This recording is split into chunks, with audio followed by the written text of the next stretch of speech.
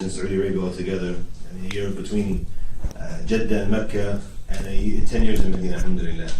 So, mashallah, seeing all the brothers here from Saudi Arabia reminds me of those beautiful days, mashallah. We're going to start off, inshallah. Basically, obviously, mashallah, he told you a lot about myself, alhamdulillah.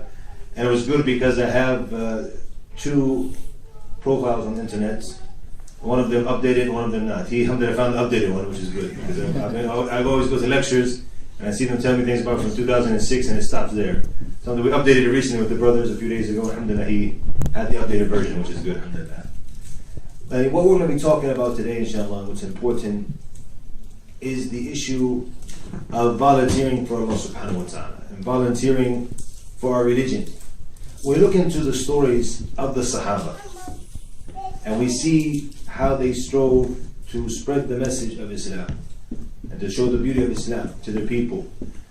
They were inspired, and a lot of us now, we know, alhamdulillah, the khair we have, we know the good we have, but we don't spread it, we don't share it with others. And sometimes we use as different excuses. What's the main excuse some of us say? Think about it, because the same excuse you guys use, I know you use them all the time. If we sit down, we say, hey, what have you done for Islam? What have you done for your deen? I don't have enough knowledge. I don't have enough knowledge. Excellent. That's the one. That's the main one we wanted. Alhamdulillah. And that's the main one we'll use. Another one, some are going to say something about themselves, which is what? I don't know. It's close to knowledge as well.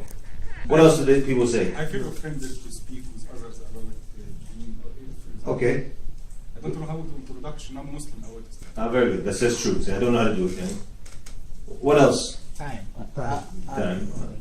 I need to fix myself. That's it. A lot of people focus on the issue of the me myself. أنا خربان. Okay, I have my own problems. So how can I show? Okay, so these are the main two things we're going to focus on, and we're going to focus on some stories from the Sahaba. Abu Bakr as-Siddiq radiallahu anhu, when he came, the Prophet ﷺ came to him with the message of Islam, he immediately accepted Islam.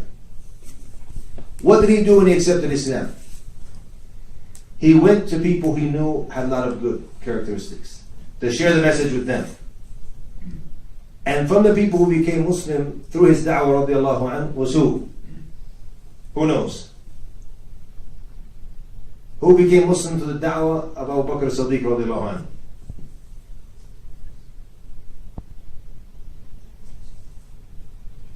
Mashhureen, a very famous Sahaba. Uthman. From the Ashhur Mubashirin bil Jannah. 10 of them, Ashhur Mubashirin bil Jannah, 10 who were promised paradise, obviously he's one of them, so that leaves 9. 5 of them became Muslims through the da'wah of Abu Bakr as-Siddiq. Uthman is one. Abu Ubaidah was one, maybe. And then Zubayr, Abdulrahim ibn Auf, Sa'd ibn Waqqas, Talha. All of them, maybe Abu Ubaidah wasn't one of them. It was Talha. All of them became Muslim through his da'wah. Okay? How much knowledge did he have to share with them right after he became Muslim? Did he have a lot of knowledge? It's impossible to have a lot of knowledge. He might have some. He sat with the Prophet ﷺ a few days and got some, but he didn't have much knowledge. He had limited knowledge. Another story. Al-Tufayl ibn Amr al-Dawsi, from the Daws tribe from Yemen. When he came to Mecca, and this is very important to focus on this, because today the media focuses on Islam and the Muslims in a very positive way. Isn't that correct? Very negative light. And that's why when I went to a school, it was actually a school run by the church the other day, to give a presentation on Islam. When I sat with the students and they asked them questions, it's all shubuhat, all misconceptions about Islam. Which I said, no problem. I said, we have nothing, we want you to ask these questions. Because what they hear on the media. So this media thing, it's not something new, by the way. It's something old. And even when I wanted to become Muslim, when I first accepted Islam, or were accepting Islam, the first question I had as a white Irish American was, can I be a Muslim? Because the media during my days was focusing on a group of people called the Nation of Islam, who are not Muslims. Pay attention. They call themselves Muslims, but they're not Muslims. They have nothing to do with Islam.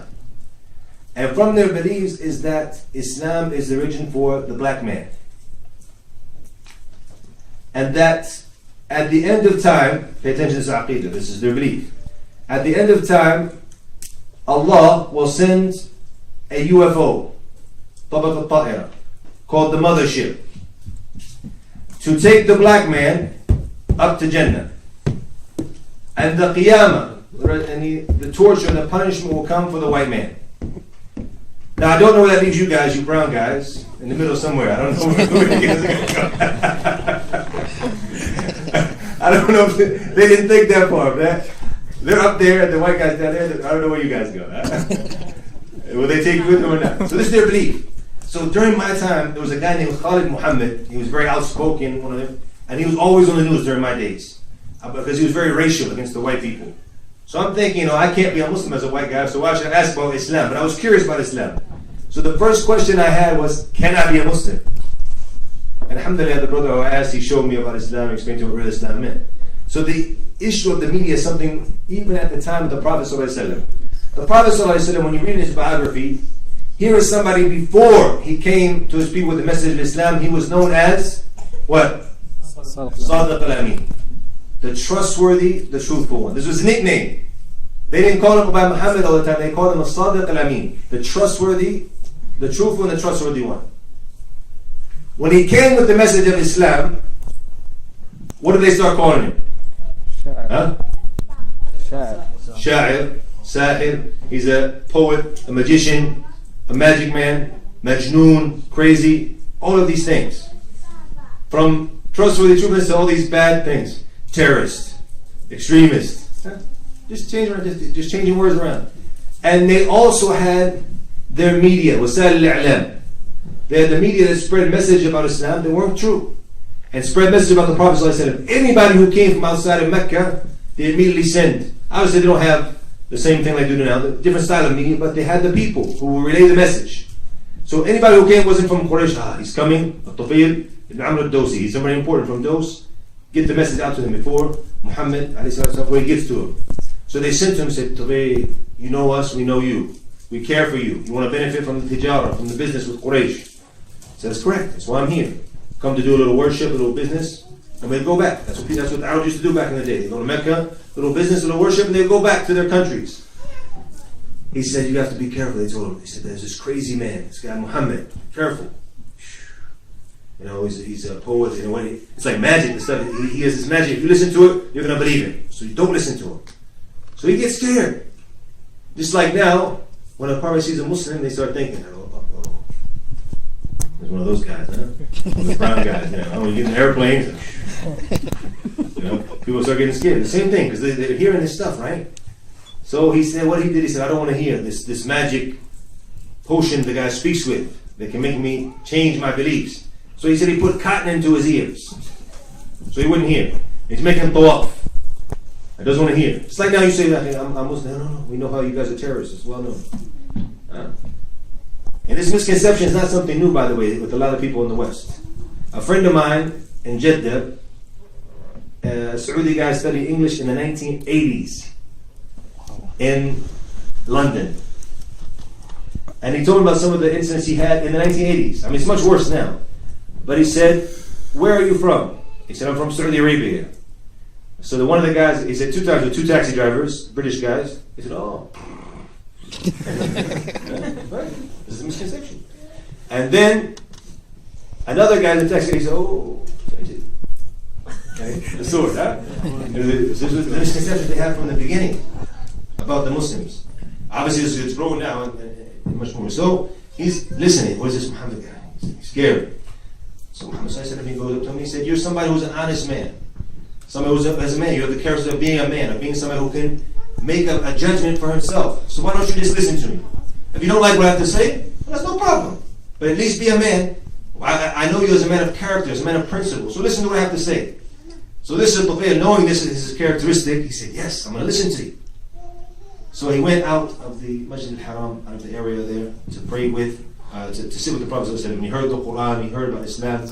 And obviously anybody who hears the Quran from the Arab immediately, that's why I say don't listen to it. They know it can't be from a human source. Because this was their thing, they were into the Arabic language. So they said this couldn't be from a human source. And Allah subhanahu wa ta'ala, He sent all of His messengers with something special. When Jesus came to His people, Isa ibn Maryam alayhi salam, what did He come with? What was He able to do so special? Healing different diseases, healing the blind, bringing life back to death. Because the people at His time, they were into medicine, into different types of, into curing people and deep into medicine. So when He did things that was out of the norm, this is that people had to believe and had to follow Him. And when the people heard the Quran from the Arabs, they said it can't be from a human source. Because we're poets, we're professionals in Arabic language. That cannot be except for from Allah. So immediately He accepted Islam.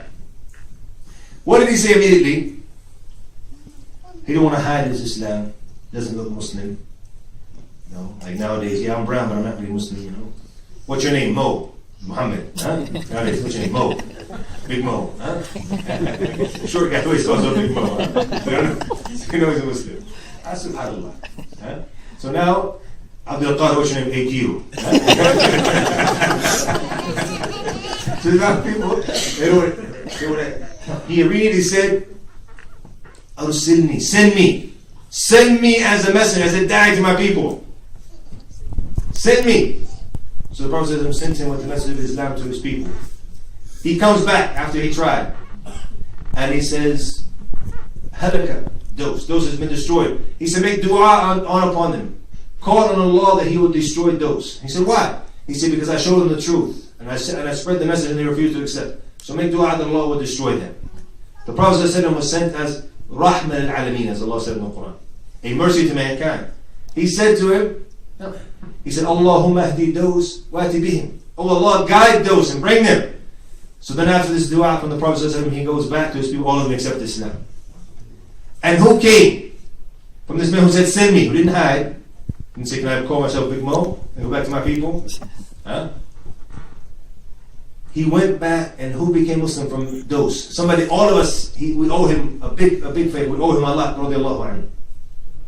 Abu Hurairah radiallahu anhu, from Dos, a Dosi, Abu Hurairah radiallahu anhu, came from this tribe.